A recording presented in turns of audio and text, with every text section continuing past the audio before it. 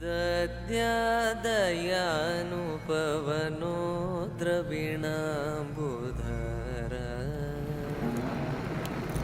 अस्मिन् किञ्चन विहङ्गशिशौ विषण्णे दुष्कर्मघर्ममपनीयचिराय दूरम् नारायणप्रणयिनी नयनाम्बुवाः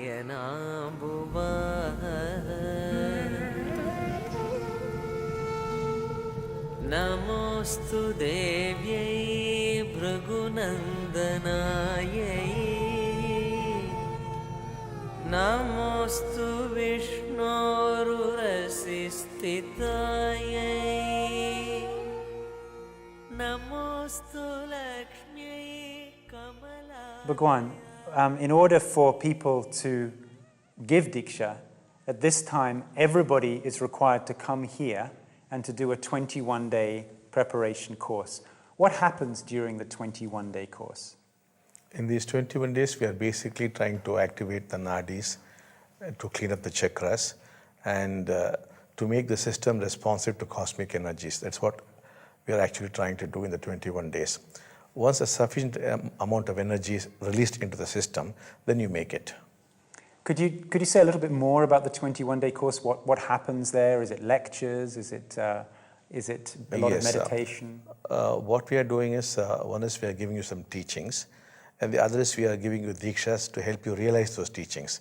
Understanding them intellectually is one thing, but to actually realize them is something totally different. So it is a combination of teaching and a diksha, which gives you the necessary transformation. So we are trying to actually bring down the lobes of the brain and make you experience the state. That's what we're trying to do in the 21 days. It was an amazing journey, or I cannot say it was because the journey continues.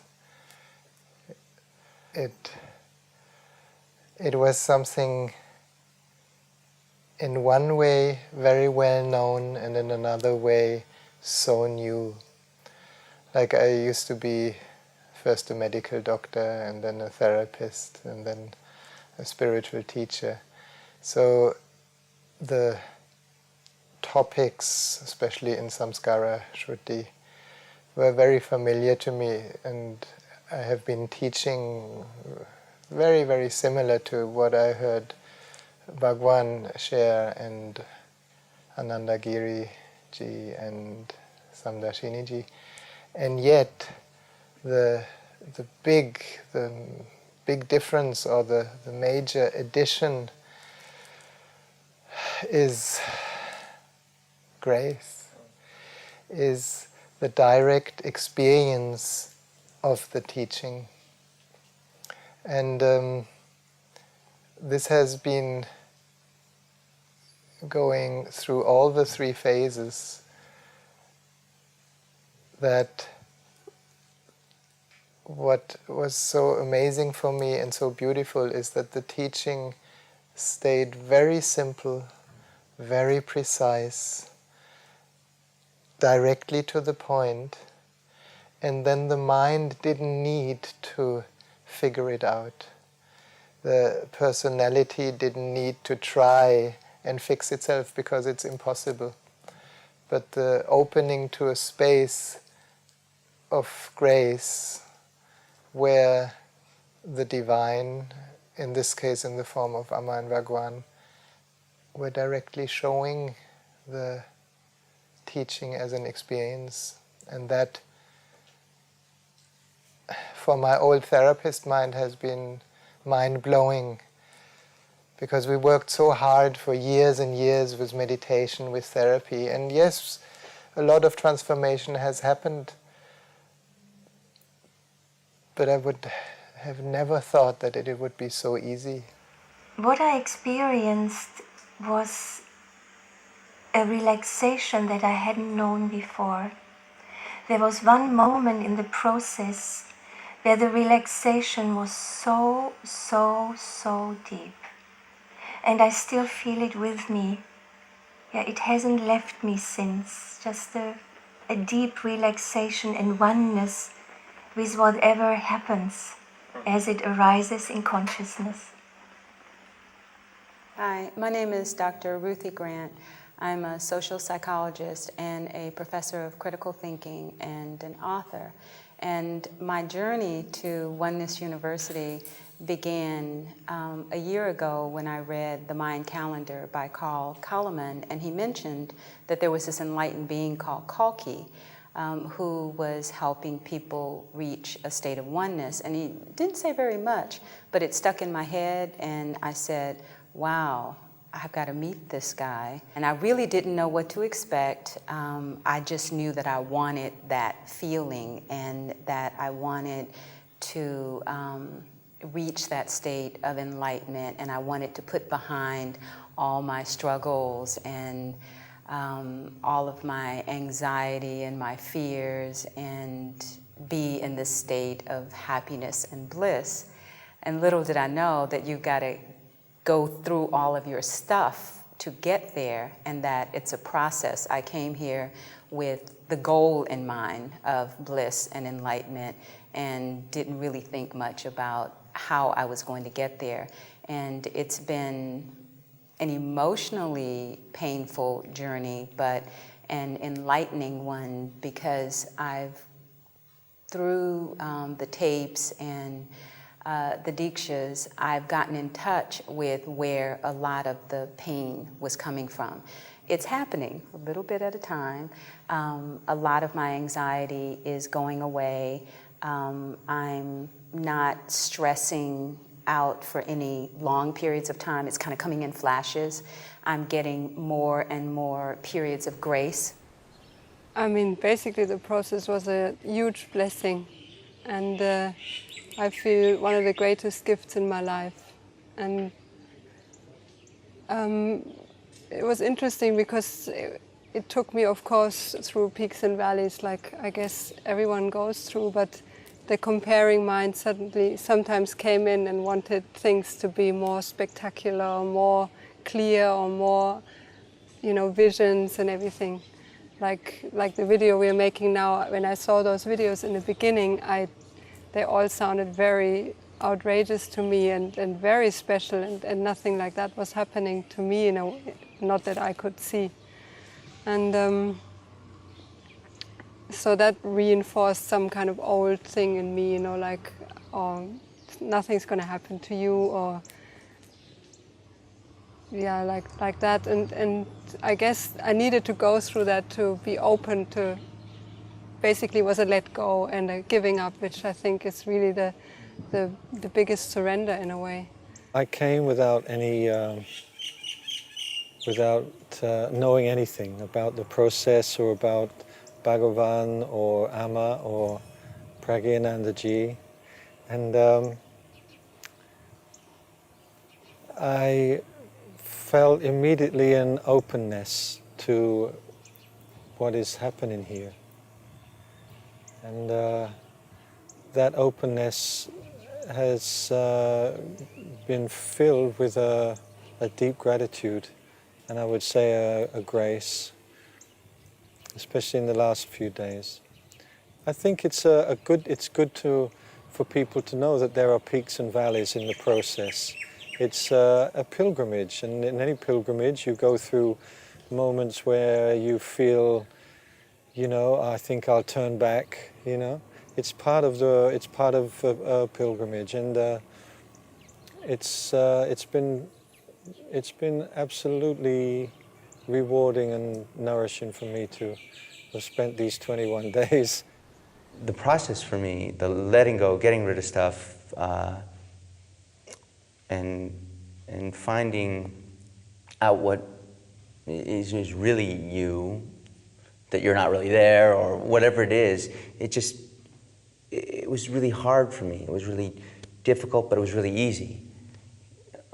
And it was peaceful.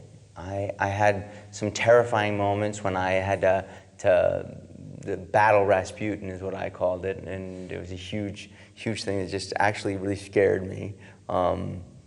Because I felt, yeah, it's silly, it's a dream, but it felt really real for me. And I think it was just more or less I was battling myself, my inner demons. And Catherine kind of pointed that out too to me, but I kind of knew that.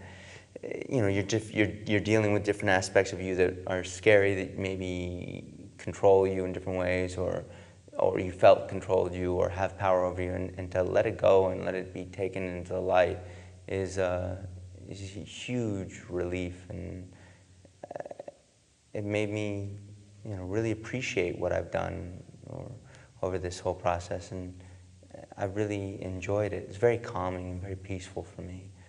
Something has happened, and it's so subtle that it's hard to even, I don't understand how it happened at all, but a shift did occur, and I'm in tune enough that I knew when the shift had occurred,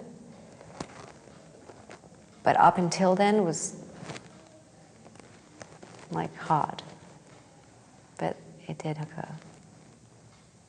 And the shift that I would describe is that I feel, I don't know if everybody experiences this, but I either experience life in a state of contraction or expansion. I would have to describe the state that I'm in now, which feels like my true state, is I'm in a state of expansion. So instead of a black hole, I feel like the universe expanding. That's the difference. And I can feel a central core, and my consciousness is no longer in here, it's in here, and I'm moving outwards more. So it's like, it's different. It's very different. And I feel free inside. When they were going through the process, this 25-year-old man, Pragyanan, our guide, so wise beyond most people's years, instructing us on ways of being in our life and letting go and of just identifying with things that they have to be this way. Why? Just do nothing. What are you supposed to do? What are we supposed to do now? Do nothing. What? That's really hard, especially for us Westerners. But it was powerful.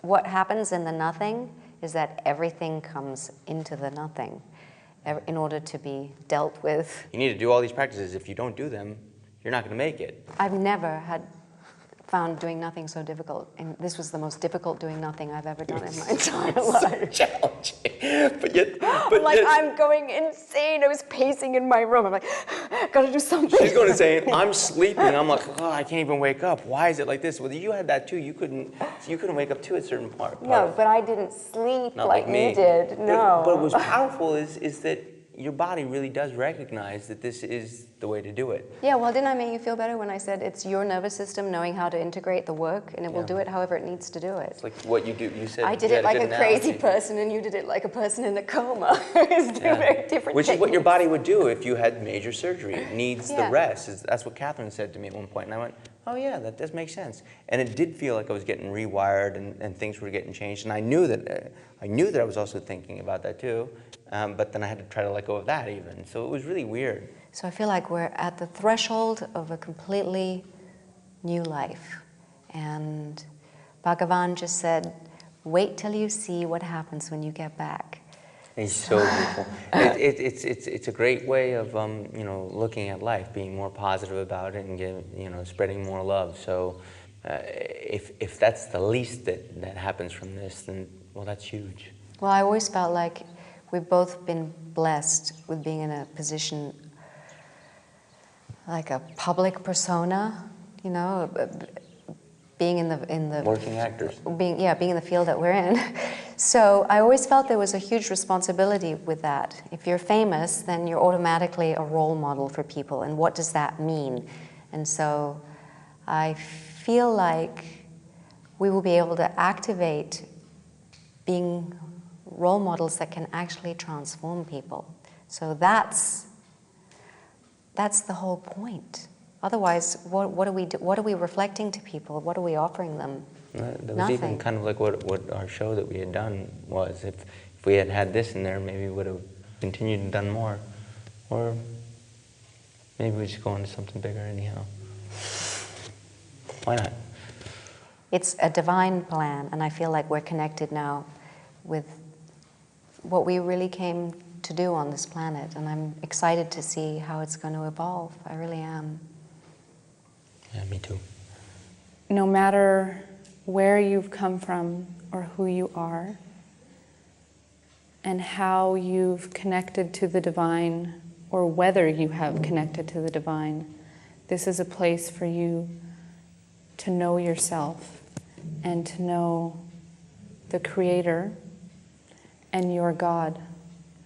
And any doubt you had about who you are and what you are and why you are will be revealed. Yeah. Some people have started giving Diksha Yes. without coming to the 21-day course. Yes, They yes. receive Diksha in their country. Yes, they yes. feel the benefit of the Diksha and they say, now I can give Diksha. What would be Yes. your comment on that? My comments is sometimes it could work, but unless you are a trained Diksha giver, you could activate the negative side of a person, and the person would be experiencing a lot of suffering. So people have done this, and the opposite has happened, and they have stopped giving Dikshas. That also has happened, in which case the Diksha does get a bad name. That's why we tell, please go through the process and then start giving Dikshas, because you could probably do more harm than good otherwise. People have come to us and they have told us, we have been giving Dikshas this way, and these problems have been created. We have now stopped giving them, that's why we have come. Because the system has to be cleansed so that the right kind of energies flow through you. Suppose a very depressed person who has had momentary glimpses of the state and has not gone through the 21 days, he gives Diksha, he will pass on depression. I see. And does this happen always, that the state of the Diksha giver is passed on to the person? That is, in case the nadis have not been cleaned up, you will pass on your state. I see. Very often that can happen. But if the nadis are cleansed? Even if your state is not good, there's a natural valve which prevents it from being transferred. You cannot transfer that. I see. And nadis, to clarify, the nadis are the energetic pathways. Yes, exactly that. Are they in the body or outside the body? They are within the body, but they are non-physical in nature. Energetic pathways, Yes. rather like in acupuncture. Yes. Bhagwan, there are some people who receive a lot of Dikshas, Yes. who come to the 21-day course, and they have the sense that everybody else is getting enlightened and not me. And then Yes, they yes. start to feel there's something wrong with them. Yes. What would you say to somebody who feels that they're getting left behind? See, we have known people who were 10 years, 12 years, got nothing at all. Not even a single insight, not a single experience, but all of a sudden become completely enlightened. So I would tell them, just don't worry about it. The less you worry about it, the better chances it could happen any time. It could happen while you're sleeping, while you're walking, or having a morning breakfast. Anytime it could happen. So, and I have assured them that the whole of mankind is going to make it. So why worry? Have a good time until then. Because this enlightenment that we are talking about is something which is going to happen to the planet. It's a planetary transition, and it is not very far away. So why worry? The others who can make it, they can help hasten the process. That's all. It's not as though the saint is going to get it and the sinner is not going to get it. Saint or sinner is not going to make any difference. In fact, we have had very degenerate people who have come from all over the world, including in India, but terribly degenerate people, and they have just become enlightened. By no stretch of imagination, they could have become enlightened, but they have become.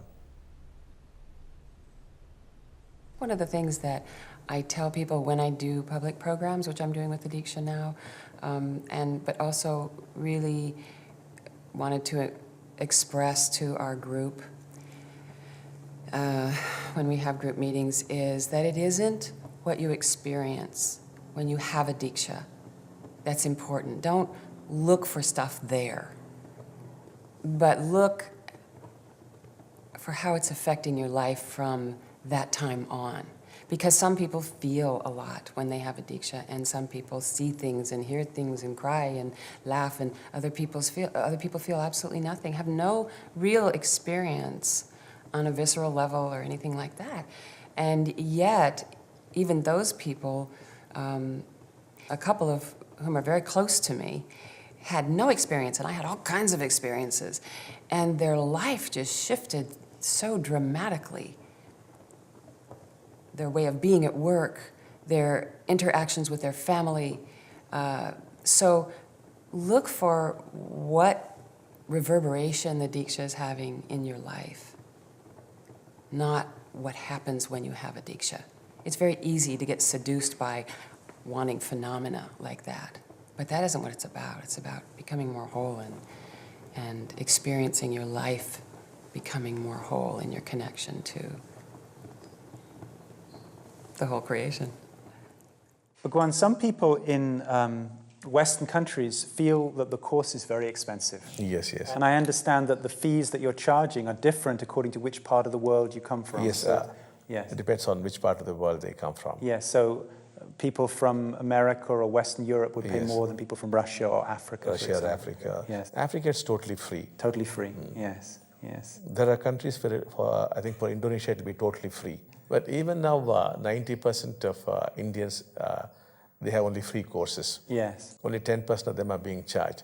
The Yes. majority of people who go through these courses are still getting it free.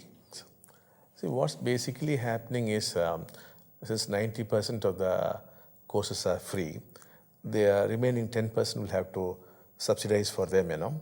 That's what is happening. The other thing is, we are setting up a vast infrastructure because we have to house these 8,000 beings who will be in higher levels of consciousness, which in effect becomes the powerhouse. Now, we have to need the structures for that. We have to need the funds for maintaining them. So a part of the funds goes there. And the other thing is, even for the advanced countries like America and Europe, when the Diksha givers do recommend people saying these are very deserving candidates, it's free for them.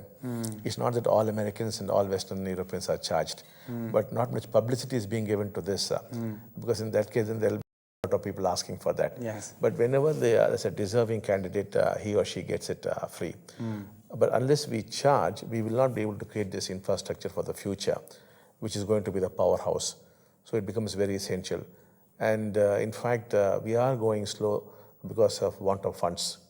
That's the reason why we are engaged in some business activities to build up funds so that we could quickly achieve those targets. And do you think at any time this kind of course could be offered in a different location than here? Could it be offered in America or in Europe? What we are aiming at is the complete abolition of the course itself. Because we do not want to continue with the courses, you know. We want humanity to get there, not be conducting courses. So this is just a preparation to get ready the people who can give the Diksha, and then the whole of mankind makes it. It's not that it will be continuing year after year forever, no? I see. Not that it will become an organized religion or an organized structure, no. We are very clear about it. मन मंदिर में ही हंसते रहना मेरे प्रभु मेरे कानों में कुछ कुछ कहते रहना मेरे प्रभु मेरे मन मंदिर में ही हंसते रहना मेरे प्रभु मेरे कानों में कुछ कुछ कहते रहना मेरे प्रभु करुणा के तुम सागर सब गुण के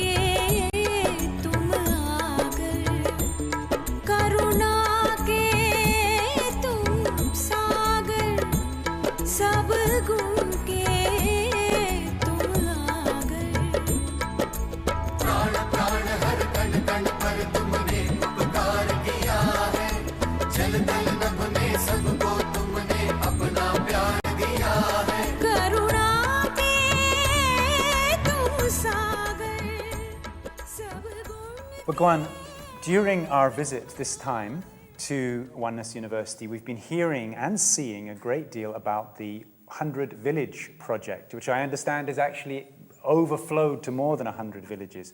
What exactly is your plan for these, all of these villages around this place? Yes. Basically, it's like this. See, Amma Bhagavan are there, and we have made these 170 dasas fully enlightened. So in a sense, the phenomenon has become more powerful because of their addition. Now, it's easy to affect the people who live surrounding us. They get added on, and the phenomenon becomes more powerful. Using that power, we would like to enlighten India as quickly as possible. Then that number gets added on, then it becomes very powerful.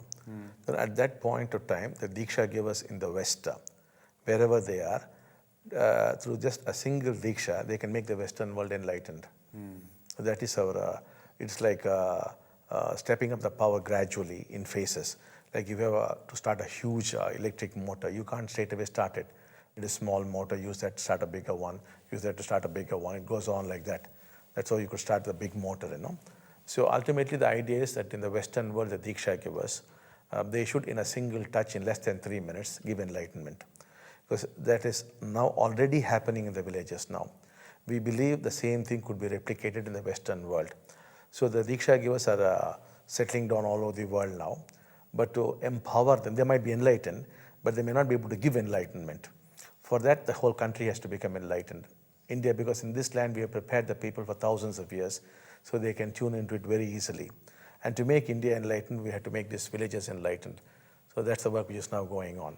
So it is first the dasas, then the village, the 150 odd villages. Actually, we call it a 100 village project, but in fact, it's much more than that. And then that steps up the Indian motor, and then the Western Diksha givers and those in Japan, China, everywhere, they get the power to give enlightenment, and the whole world is through. That's the idea. We did visit these villages. We visited the local village. The name I can never pronounce. It's Pardepalayam. I've tried so many times, I can't say that word. And we've met some extraordinary people who I interviewed. Very, very simple people. A weaver who, he told me, he said he went to one Diksha, and since then there's only been peace. And I really looked hard, and I could see this man was really drowning in peace.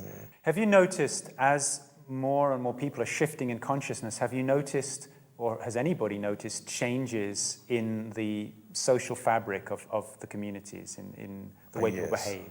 We have seen very dramatic changes, like the village behaving like one family, respecting its elders, respecting its children, taking care of them, respecting the women who have come into the village, and there's people giving up the habit of drinking, of smoking, and meat eating. So many dramatic changes have happened, and those who had legal battles having out of the court settlement. So many dramatic changes have started many dramatic changes have started happening in the villages. The other thing that I heard, as well as the changes you mentioned, which I think is very touching and significant, is there's been significant reduction in spousal abuse, men beating their wives. That is dramatically reduced. Yes. I actually heard this from a government official, which is very reassuring, and it's something I'd love to see spread all over the world.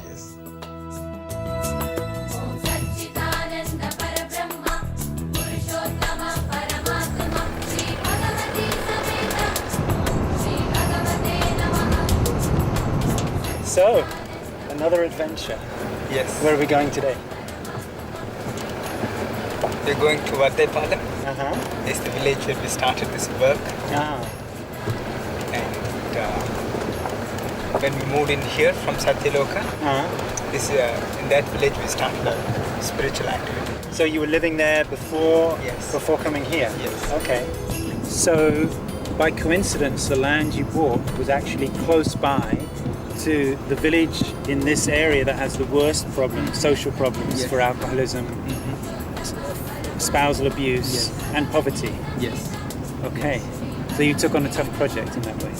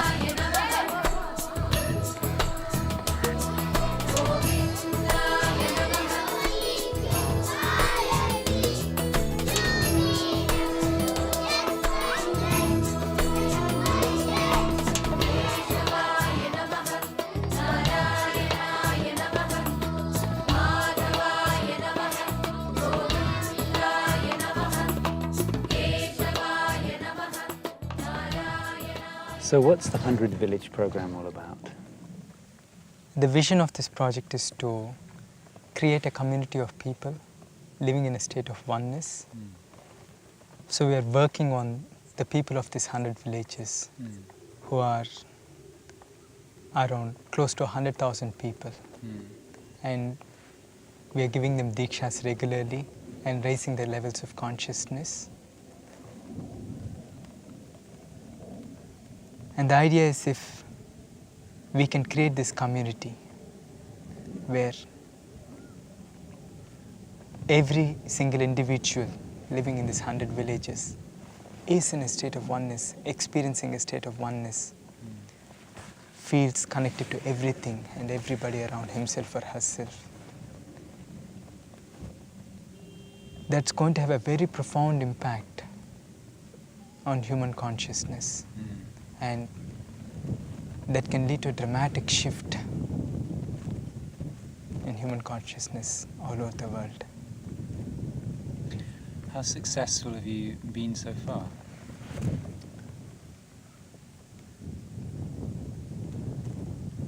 It's really going very, very well. We have more than 6,000 Diksha givers from these 100 villages who have come participate in our courses, who have been trained to give Diksha. Are they giving Diksha now in the villages? Yes. Right now, actually, even Dasas are traveling to the villages to give Diksha, to really make things faster. But all these Diksha givers are preparing the ground through regular Dikshas. And what are we seeing? Are we starting to see symptoms of society's changing? Yes, there's a lot of nice things happening, like relationships have dramatically improved. So many people have stopped drinking. Nobody asked them to stop drinking. It has been a natural occurrence as their lives got transformed, as they become happier and happier. There have been so many social changes in the villages. Like what? Like drinking has reduced a great deal. And their health has improved. And people feel much closer to each other. You know, poverty is a big issue in rural India. Yes, absolutely. And this poverty causes so many other problems. They're so stressed up. And the families are not in a good shape. And the husbands come drunk to their homes and they beat up their wives. Abusing the wife verbally and physically is really, really a lot. And that has changed a lot. And that is one big transformation in these villages. There's no more wife beating or abusing the family. That has come down dramatically. Chengalvarayam. And can you introduce your family? Kudumar Peru Jepu Bharya, Lalita, and Devi Priya. Devi Priya? Is Praveen Kumar. Praveen Kumar. Angel Namaste, Praveen Kumar. How long have you been living here in Varadayapalem? Varadayapalem. ఎన్ని సంవత్సరాలుగా ఇక్కడ ఉంటున్నారు మీరు? 4 years. 4 years. You've seen the changes have happened, the dasas have come here, Amma Bhagavan's living nearby. Yes, so you've seen all of these changes happen. How has the village changed in the last few years? My family or let's start with your family. How is family life? మా ఫ్యామిలీలో చెప్పాలంటే ఇది చెప్పుకోవడానికి జరిగింది. ఇక్కడికి వచ్చాక మేము అక్కడ ఉన్న కాడికి ఇక్కడికి వచ్చాక ఎన్నో మార్పులు. జీవితం అంటే ఇట్ట జీవించాలని ఒక ఇది ఇక్కడే తెచ్చుకున్నాము. ఇంటికాడ ఆడంబరాలు అట్టా చేసుకొని చుట్టుపక్కల అప్పులు చేసుకొని ఆ విధంగా మేము ఏదో పోరాంటారులంతా పోయి ఇక్కడికి వచ్చిన జీవితం అంటే ఇట్లనే చేసుకోవాలా అనేసి ఐక్యమత్యంగా Have you seen a lot of changes in your husband? నీ భర్తలను మార్పు చూస్తున్నావు నువ్వు అని అడుగుతున్నావు. Yes? ఎక్కువ కోపము ఆ కోపం కొంచెం కంట్రోల్కి వచ్చింది. Very arrogant person. Before? భయం నాకు చూస్తేనే అసలు. She sees her, no? Him, no? Yeah. She will be terrified. You were afraid of your husband before? మాట్లాడాలంటే భయం. She's not able to talk to his husband. Okay. ఎప్పుడు బాగానే మాట్లాడుతూ ఉంటాడు. The nicest thing is, earlier, before we started this Diksha work in these 100 villages, home was not a place that the family loved. It was such a boring place. Nobody wanted to be home. You know, the husbands spent most of their time in the streets or in the marketplace, just went home to sleep. I see. And the children were not interested in going home because nothing so interesting or exciting about the home. After we started working on the relationships, and once their hurts were healed, they started feeling more and more closer to each other, more and more connected to each other. And all of a sudden, it's like home had become heaven. Bhagavan told us that the index for development is happiness. And the whole idea of this project is to create a truly happy individual, which is different from pleasure. It's okay to have pleasure, it's good to have pleasure, but happiness is something much more. And people have become really happy. May I ask your name? మీ పేరు? సుబ్బనగరం. And how long have you lived in Varadayapalem? Varadaiahpalem. Say it again? Varadaiahpalem. Varadayapalem. How long have you lived here? 30 years. 30 years. And this is your home here? You're living here with your family? మీ కుటుంబంలో కలిసి ఉంటున్నారా అని చెప్పారు. అంతా కలిసి. Yes. ఇద్దరు కొడుకులు. 2 sons. 2 sons. This is one son? Yes? పెద్ద అబ్బాయి. His elder one. పెద్ద అబ్బాయి. Elder son? Yeah. రెండో అబ్బాయి ఊరికి వెళ్ళాడు. So the Dasas, they have been now in the village for about 4 years, I think. దాసజీలు 4 సంవత్సరాలు బట్టి ఇక్కడ ఊళ్ళో ఉన్నారు కదా అంటారు. అవును. అప్పటి నుంచి మేము వెళ్తున్నాం, భగవాన్ సేవ చేసుకుంటున్నాం. చెప్పండి మీరు. From 4 years they are doing seva in Bhagavan. And what changes have you seen in the village in these 4 years? ఈ 4 సంవత్సరాల్లో వరదయ్యపాలెంలో ఏవే మార్పులు మీరు గమనించారు? చాలా మార్పులు వచ్చినాయి. అంటే చాలా అంటే ఏమేమి వచ్చింది? చాలా అంటే ఆరోగ్యం లేని వాళ్ళకి ఆరోగ్యం వచ్చింది. అసలు నా గురించి చెప్పుకోవాలనుకుంటే నేను నడిచే పరిస్థితి లేదు. She is not able to walk. So many people health problems are cured. Oh really? నాకు Our experience, she is not able to walk. కర్ర పట్టుకుని నడవాల. With support of stick she has to walk. లేవలేను, కూర్చోలేను, అంత కష్టంగా ఉండేది. She cannot stand and she cannot sit very easily. It's very hard to her. అట్టాటప్పుడు భగవాన్ వచ్చారు అప్పటికిక్కడికి. At that time Bhagavan has come here. భగవాన్ వచ్చారు, మీ బాధలన్నీ అక్కడికి వెళ్తే బాగుంటాయి అని చెప్పారు. మేము అక్కడికి నేను నెమ్మదిగా కర్ర పట్టుకుని వెళ్ళాను ఫస్ట్లో. Starting she was gone with the stick help only, gone to temple. అప్పటి నుంచి ఆ భగవాన్ నామమంత్రం చెప్పారు.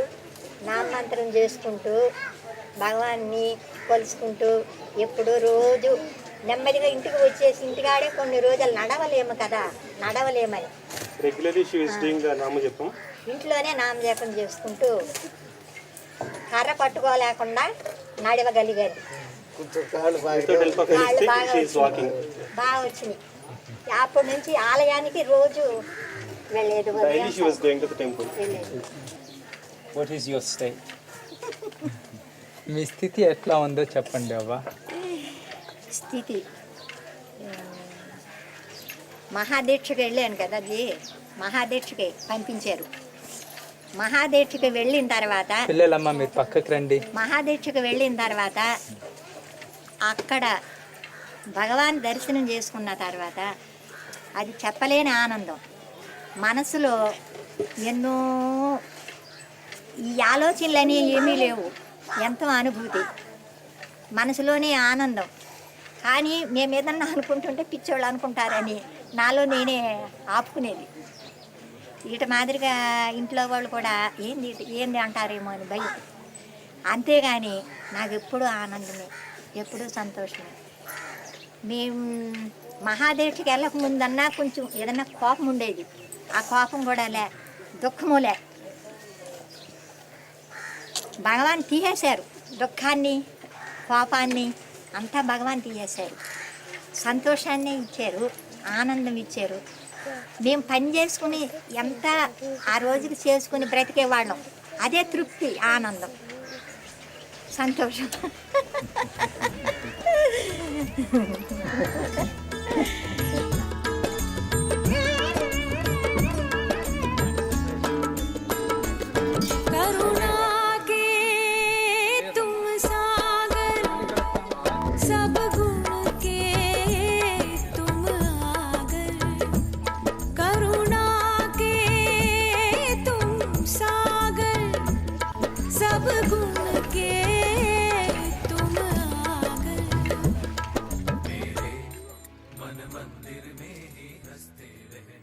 Bhagwan, there is a concept or an understanding which is developed in Western thinking in the last years, which is sometimes referred to as a tipping point or critical mass. And what this means is that in order for any change to occur in a society, it's only necessary for a very small percentage of that society to change, and when enough of a small percentage changes, the whole society changes. There are many examples of how this has happened with crime reduction, with shifting in technology, that it just takes a certain number of people and the whole thing goes. Would the same thing be true about creating an enlightened society? You only need a small percentage to tip the whole society. Yes, that is what we expect to happen. Here we have found, in fact, that in a village, as 30-40% of people get the Dikshas, and the others without Diksha are able to move into similar states. When 5-6 villages get transformed, the 7th or 8th one, it is happening automatically. So of course we go through the formality of the Diksha, but by and large they're already there. So we also believe in the same principle. Mm-hmm. And you found it to be true? Yes. Now, you've talked about transforming these villages, then transforming India, yes, then transforming the rest of the world. Yes, yes. But go on, people as well as enlightenment, people need education, money, jobs, drinkable water. It was Karl Marx who once called religion or spirituality the opiate of the people. These villages are very poor. Don't they also need money and these other things? Yes. In fact, after the Dikshas and their transformation, they are becoming more prosperous. Had you visited them about 5 years ago, you would have been struck by abject poverty. There used to be no rains here. In the summer, people actually died because of the heat. That was the condition. After the Dikshas happened, nobody has died from heat. It has been raining on time, and there have been such rains that they had to pray for the rains to stop. The rains have stopped, and they're getting very good crops, all based completely on prayer. And the prosperity levels have gone up enormously. There was just one jeep 4 years ago. Now there are about 75 jeeps are there. You do not have these buildings 4 or 5 years ago. They have all come up. So there's a rising prosperity in the villages. So strangely, accompanied with the state, there's also prosperity also is flowing in along with the state. You know, Bhagwan, some people would see more jeeps and things as a good thing. Yes. Some people would see that it's symptomatic of a kind of westernization, an Americanization, a commercialization. Is there the danger that getting jeeps and TVs and everything, people are going to lose their traditional values? As far as we are concerned, once you are free of your mind, it does not matter whether you subscribe to the Indian tradition or Western modernity. It does not seem to matter at all. So we are not against the Western TV or the Western kind of food or clothing because you are out of your mind. So, which means you could enjoy anything without being addicted to it. So we do not see it as any danger at all. And the Jeeps certainly have made life more comfortable because you were going to a bullock cart earlier. Yeah. You had no idea about the world. Now the TV has brought the world right into your dressing room. So it has made a world of difference, and we are not against what the West has to offer. The West has built up a physical paradise. Now what we need is an inner paradise. And if both are combined, it is heaven on earth.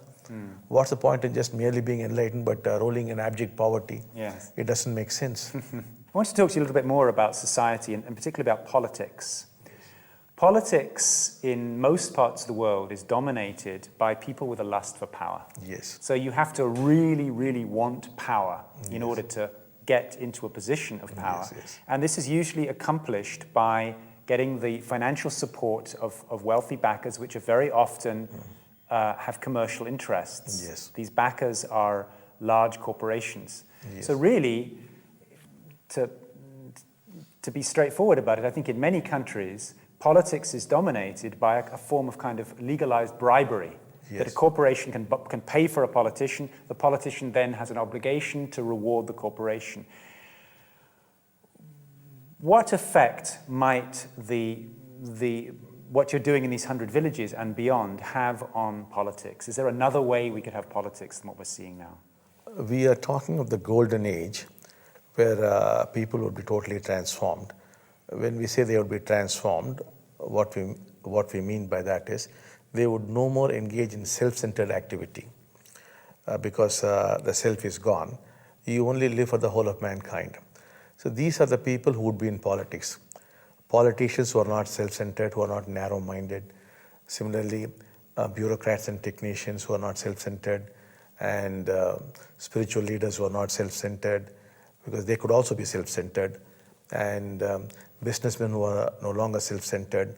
So it's like one big family, and everybody working for the other. So we expect things to change very dramatically in politics.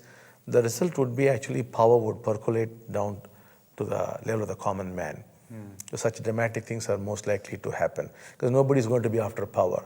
So power would belong to everybody. There could be collective decisions being taken. It's going to be a very different world that we are going to see very soon.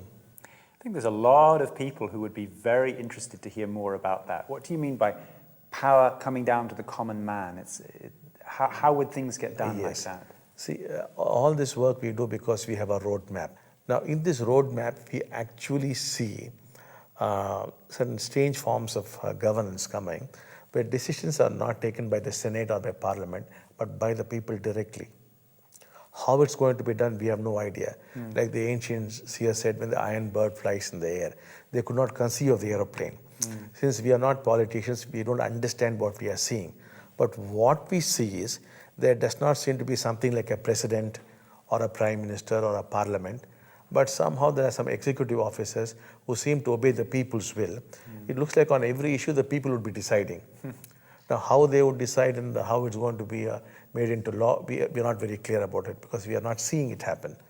But we can clearly see the people are taking decisions. There is no group of politicians who are deciding. But there are some people who are educating the people. Maybe we could call them politicians. But the current day politician vanishes from the scene, is no longer found there. Yes. Do you feel in a golden age, as you're saying, do you feel that democracy as we know it now would continue to be the best model for governance? Democracy as we know it today, it vanishes. Really? Some kind of greater democracy comes into play where the people are directly involved in governing the country, It's no more that you vote for somebody and then he governs. It's not like that. It's the people directly being involved with governance. That's the kind of democracy we are seeing, not the present kind of democracy. I see. Bhagavan, you've talked about enlightenment. At one time you defined it as freedom from society. Yes. What is freedom from society? When we talk of enlightenment, we also talk of it as freedom from conditioning. That is, you're conditioned as an Indian or an American or a Hindu or a Muslim or this caste or that caste. All kinds of conditioning is there. Now, when you become enlightened, you become free of this conditioning. And this conditioning comes from society. Society conditions you through your parents, through your school, your textbooks, through the media. In every way, it's conditioning you. And to be truly enlightened is to be free of this conditioning. You just see it there, and it no more touches you. So we call this freedom from society.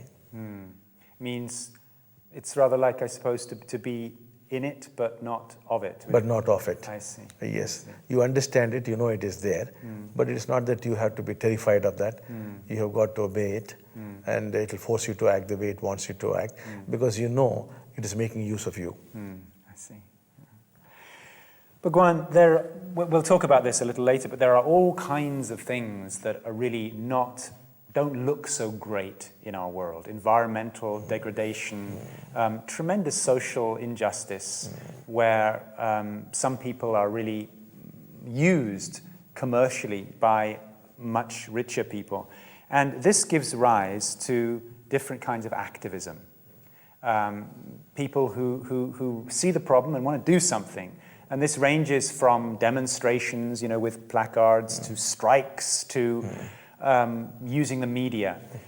Do you think there's any point in political, environmental, social activism, or is the transformation of consciousness really the only thing we need to be concerned with?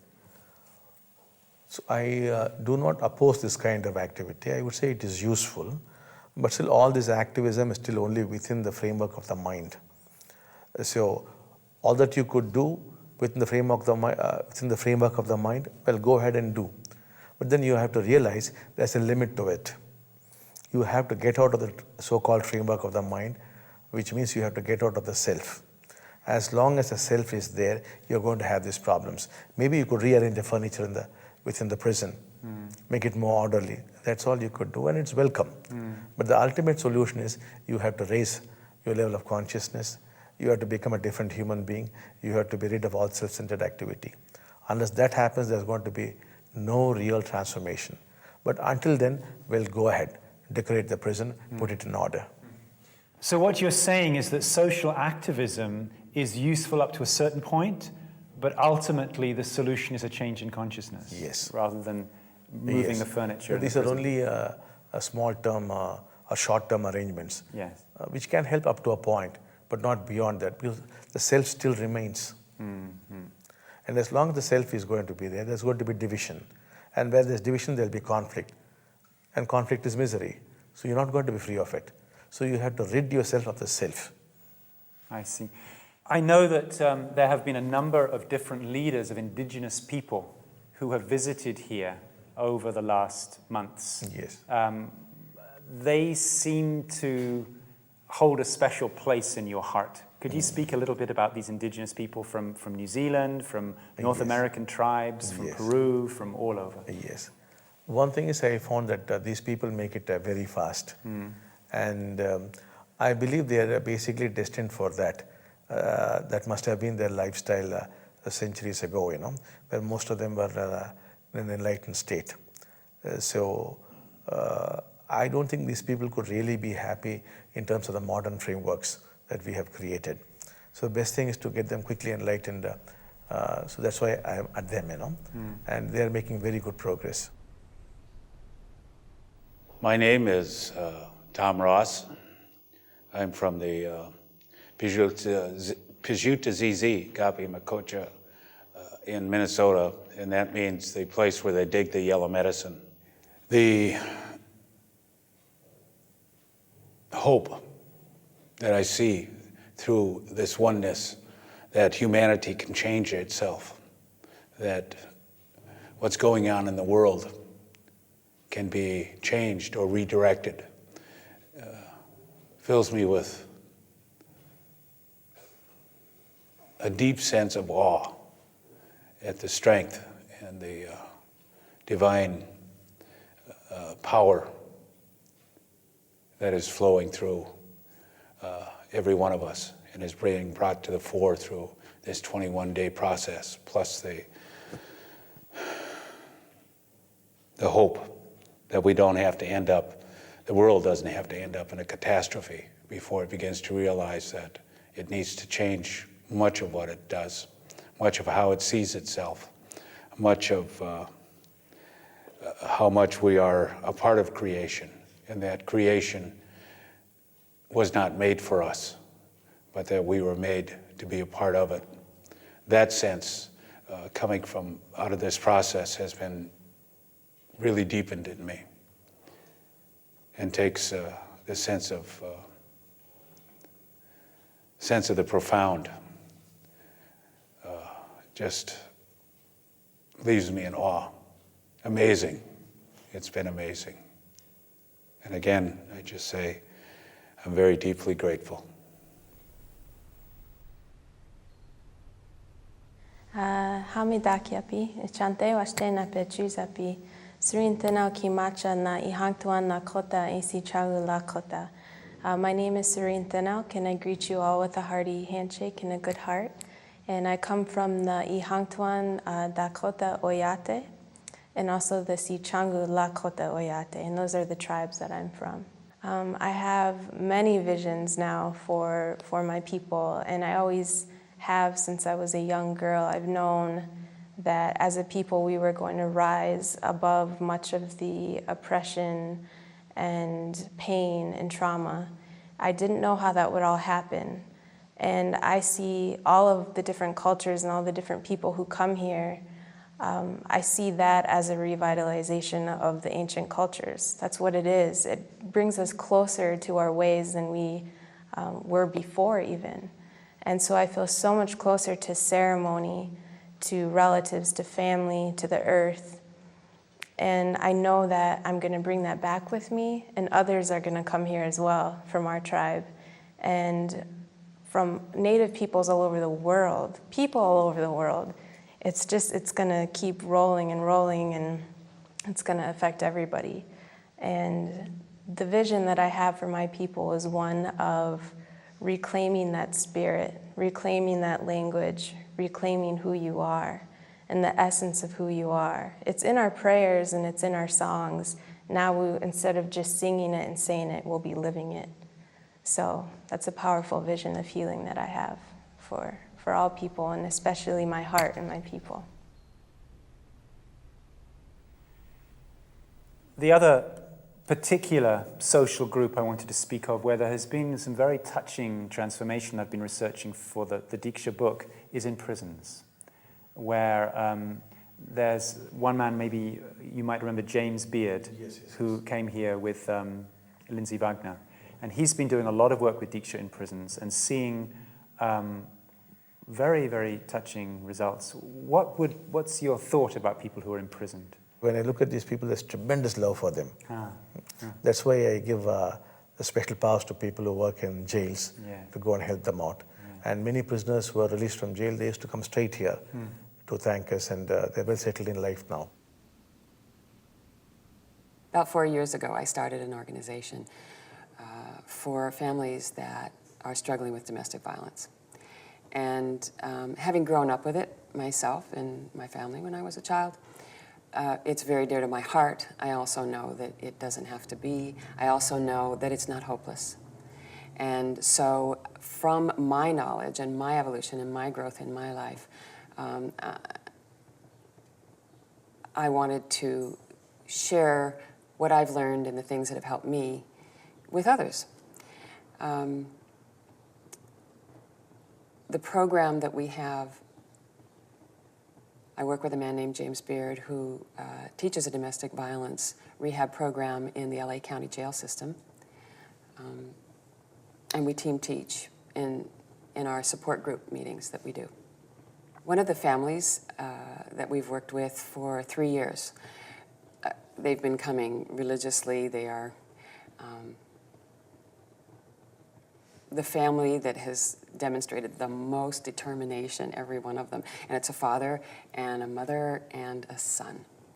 And they, from the time they started coming, their 12-year-old son, this gentleman would bring, and because he said, I want him to learn everything I never got to learn. So I don't know it well enough to teach him yet. And so they've been coming for 3 years. The last year is when Diksha came into our program. They made huge strides. The work that we did, I was very happy with. And how Diksha affected that and escalated everyone's growth has been interesting. It's been subtle, and yet there's kind of been this little kind of a push. It's like there's been wind beneath everybody's wings in the progress we were already seeing. One of the things in particular that shifted with this gentleman then I was referring to the family, he has a very difficult relationship with his father, always has. And he loves to fish. One of the things that he found through going through our program, we encourage people to find what brings you joy.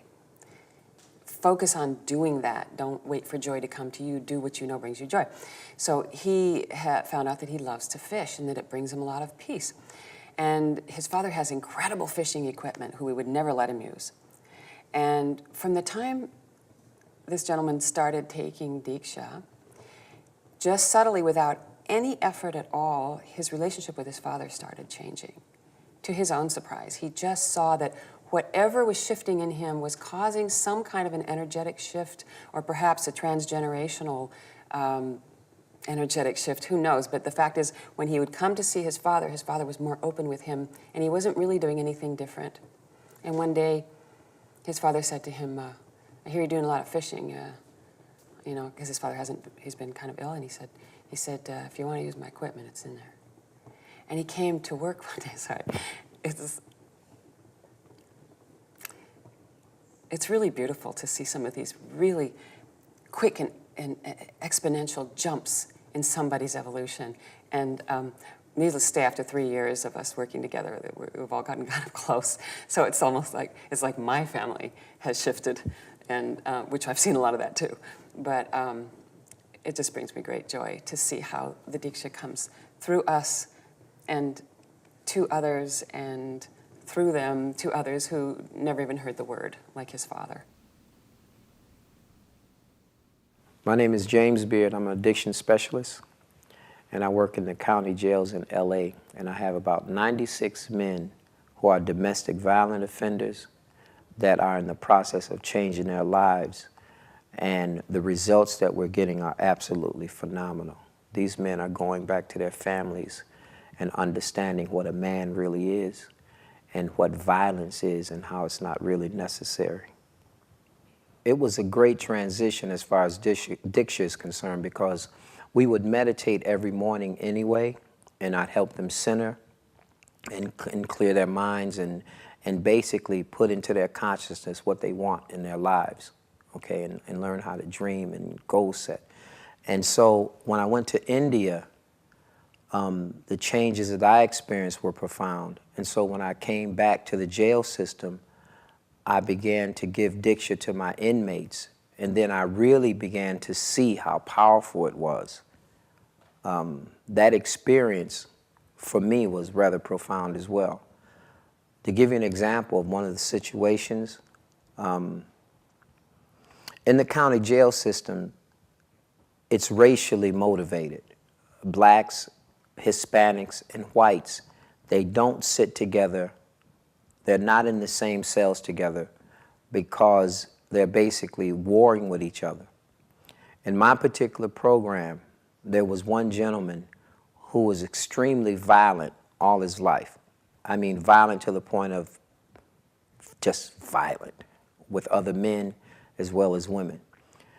And I would give Diksha once every 3 days. And this particular gentleman was what we called a trustee. He had applied the knowledge to the point where he was helping other new men that come in keep a high level of consciousness. So this particular day, we had to remove an inmate, another inmate who was very violent, from the program, and this other inmate who we had to remove blamed the gentleman that I'm speaking about, who was very violent in his background all his life. And basically what he did is he attacked him, and he started punching him in the face. Now, what's profound here is that the guy that was being attacked, he curled up in a little ball, fell on the floor, curled up in a little ball. Now, we're talking about a man that would hurt you for any reason. But here's a man that would hurt you for any reason, balling up in a little ball in a corner when someone is beating on him. The deputies pulled him off, and he said to me, he said, "Mr. James," He said, I applied the knowledge. I didn't hit him back. And he didn't know why. He said, something's happening to me. And I've never, ever done that before. There was another incident after giving Diksha where this young man came to me the next morning and he said, Mr. James, I have to talk to you. I said, what's going on? He said, I had a dream last night after Diksha, and I dreamt that I was in my mother's womb and I saw myself being born. I saw myself as an embryo. I saw myself grow from an embryo to a larger baby, and then I felt myself being born. And as I was coming out of my mother's womb, he said, that all of a sudden what happened is that I became an observer. I saw myself being born as opposed to seeing the experience, being the baby born. Now I'm looking at myself being born, and his eyes were like lit up, and his speech was deliberate, unlike it was before. It's almost like his entire persona had changed. And so he said, but that's not really the important part. I said, so what is the important part? He said, at the same time, my son was being born. I said, now that is heavy, very heavy. And after that, his personality in the class was different. Now when he asked questions, he would ask questions from a position of how everything relates to him. His questions became very intimate in terms of him sharing information that he wanted to know about himself. So, another interesting thing that happened when I brought Diksha back to the jail system is that when I would give Diksha, the deputies would notice how calm the facility, that particular facility, was when I left in terms of its effect on the inmates. I would give them Diksha, they would go lay down and they would be in silence. And they were amazed at how they would just go to their cells and just relax. And that evening, they wouldn't have a lot of fights, they wouldn't have a lot of arguments. That basically was a very peaceful kind of thing, and the deputies began to notice it as well. And the entire frequency, this entire vibratory frequency in the program, it raised to a very high level. And you could actually feel it. You could actually feel it in the room. You could feel the frequency and the beauty of it when I gave Diksha. What would be your message to prisoners? My message is they should not feel guilty or bad about themselves, that they are victims of the social structure, and if they could take all this in, that the Diksha could come straight to them in prison. That somebody gives them Diksha, not straight from the film, they can get the Diksha and they could get transformed. दद्यादयानुपवनो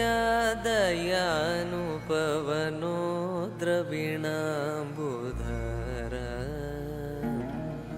अस्मिन् किञ्चन विहङ्गशिशौ विषण्णे दुष्कर्म घर्ममपनीय चिराय दूरम् Narayan प्रणयिनी नयनाम्बुवः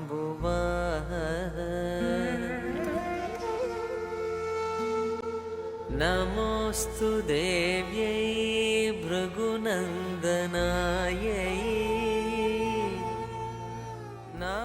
Bhagwan, we live in an extraordinary time on this planet. Certainly the popular view that most people have is that we are facing a crisis of immense proportions. We could talk about this at great length, but I'm sure you know what I'm speaking of. There's global warming. At the same time, we're running out of oil, on which everything is dependent. There is weapons of enormous destructive capacity in the hands of some very strange people. And we can go on and on and on. So on the other hand, you present a really relaxed confidence that we're entering the best time we've ever had. So what's really going on? Are we at the end of the world, or are we at the beginning of a golden age? I believe that the old civilization is dying and a new one is just taking birth. And in fact, in one sense, this tremendous crisis which man is facing is actually helping the Kundalini to rise. Because when there's a threat, the Kundalini does rise. So there's an all-round threat for man, for his very survival. And when survival is threatened, the Kundalini shoots up very fast. So this is the time when the whole of mankind could easily become enlightened. And once we are enlightened, then certainly all this is going to reverse. It will be the death of the old and the birth of the new. So we are going to see the emergence of a new world order, a new kind of spirituality, a new kind of governance, a new kind of educational system. Everything is going to change because this is going to be a new human being, totally different in his thought, the way he functions. It's all going to be very different because he's going to work without his self. Well, we have earlier had the French Revolution, the American Revolution, the Russian Revolution, and we hoped for so much, but nothing really has happened.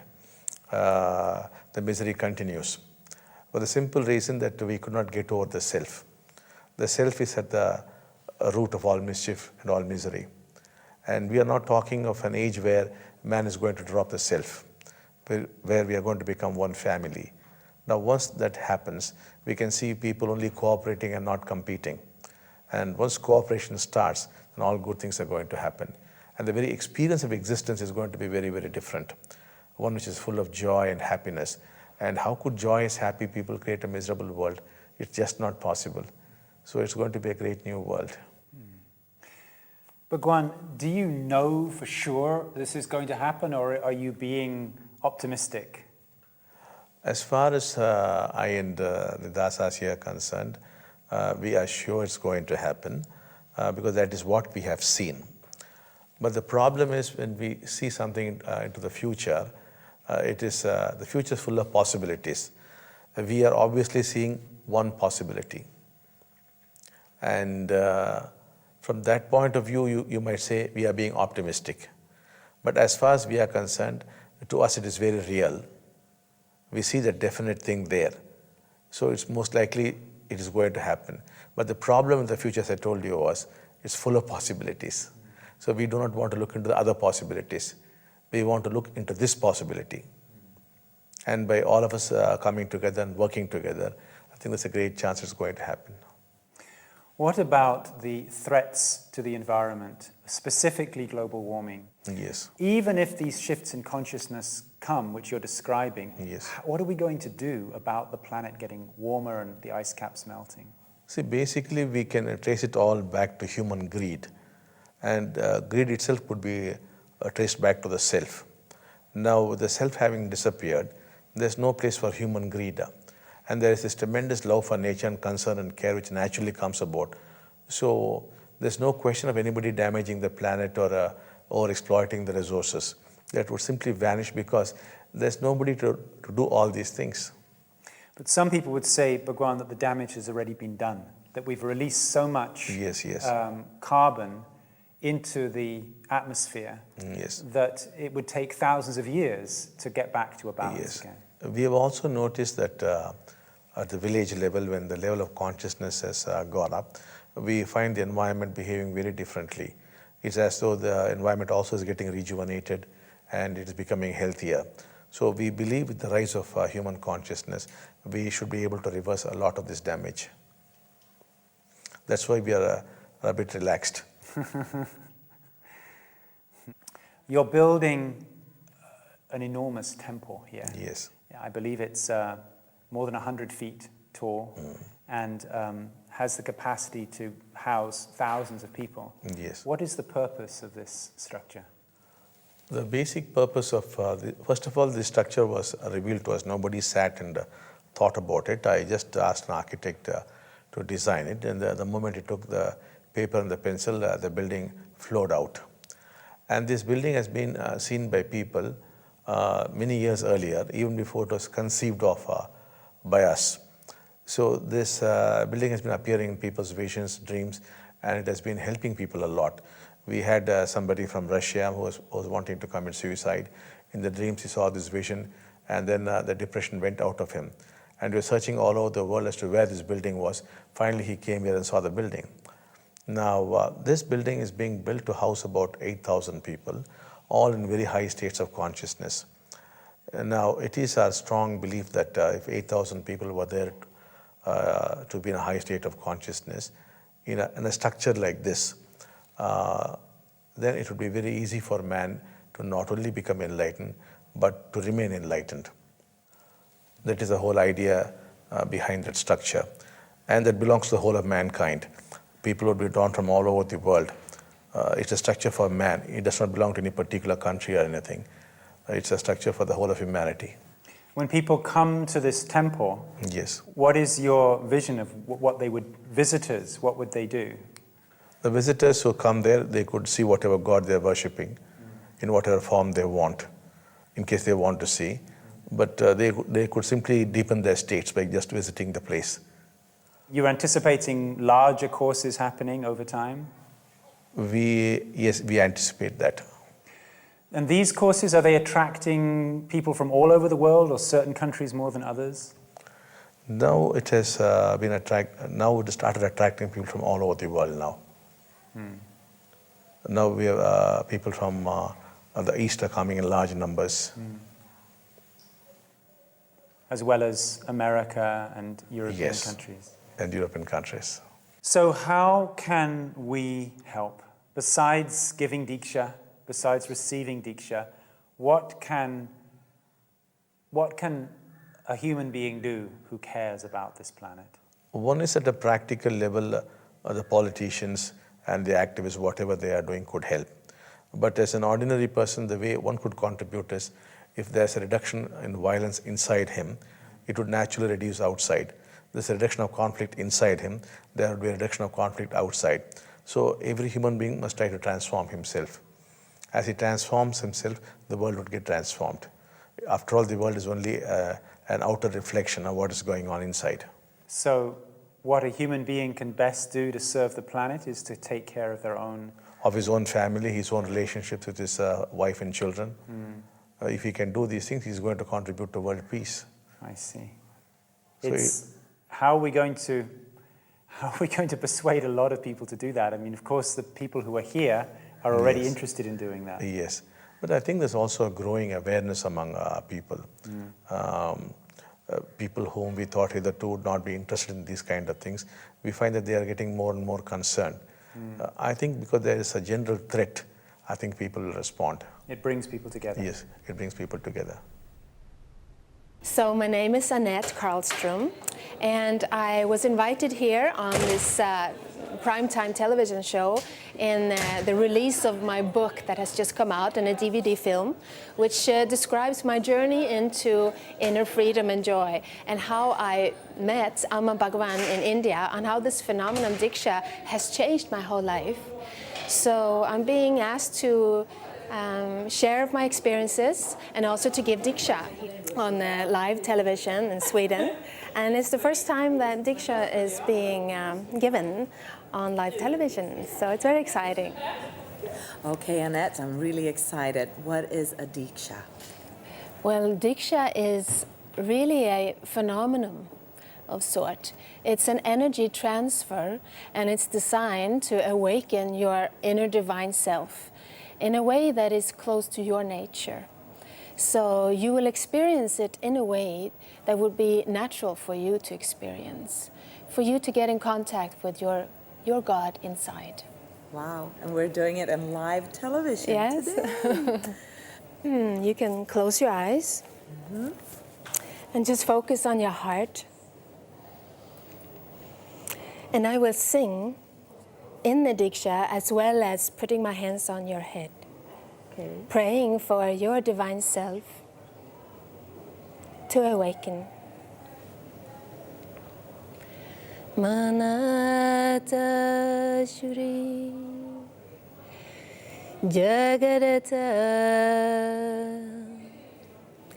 Mat Guru Shri Jagadat Guru Manata Sarva Bhutmatma Tasmahi Shri Bhagavate Namaha.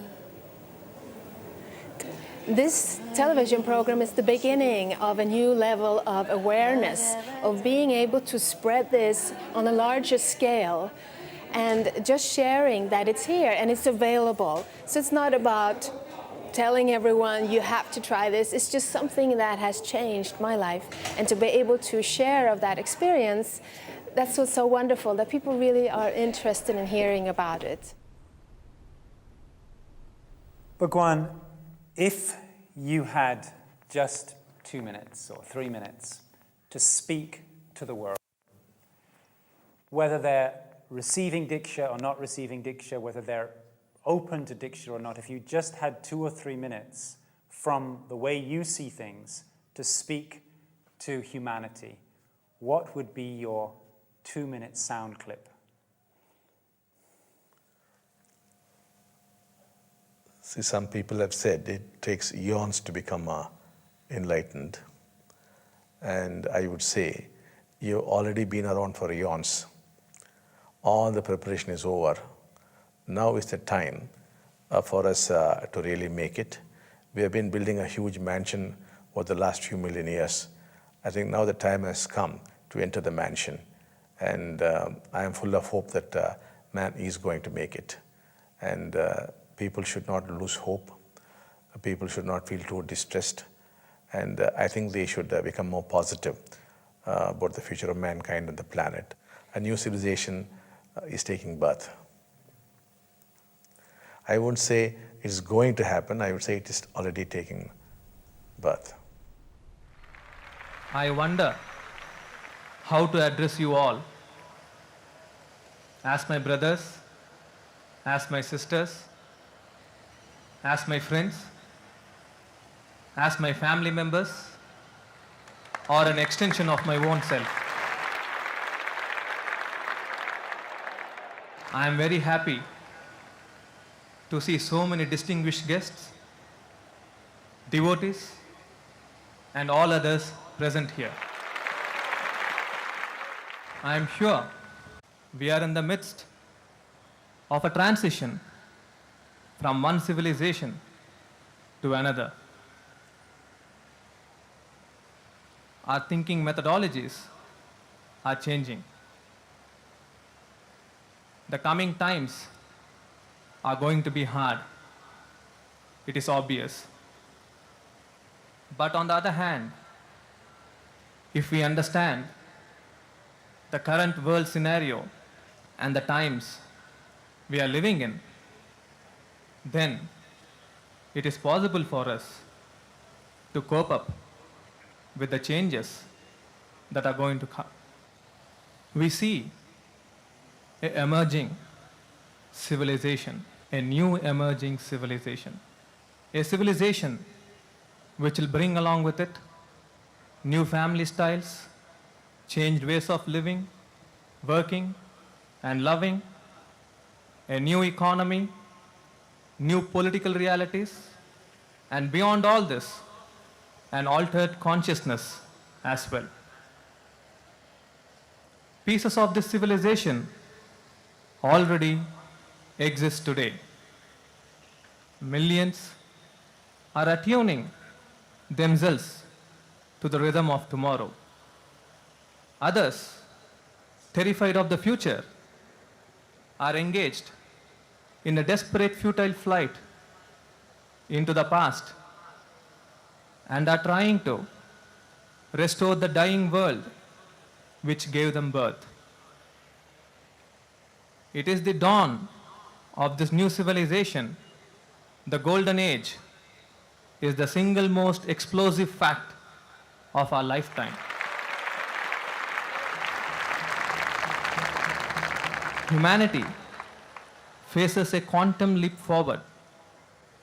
It faces a deeper social upheaval and creative restructuring of all time.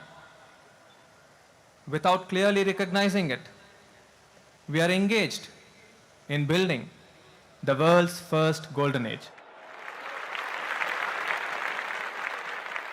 Bhagavan, thank you so much for taking this time to talk about all these things. I know that you've got a lot of visitors here, and this is a lot of time in your schedule. It's been quite a challenge for me to do this interview with you. Although I'm used to interviewing, there's something that one can't see or even speak about being here, is the extraordinary magnetism pulling one into silence, into the awakening which you're describing. And it's really palpable. I think everybody who comes here feels it. This is really what has allowed me personally to feel resonant with what you're doing. And in fact, what has made it difficult for me to be a completely objective journalist, because I do really care about the planet. And it seems what you're speaking of and the efficacy of the way you're doing it really gives us inspiration. So I've done my best to be objective, but I also want to thank you for the tremendous gift that is flowing through you. It's been very enjoyable talking to you. Thank you, Bhagavan.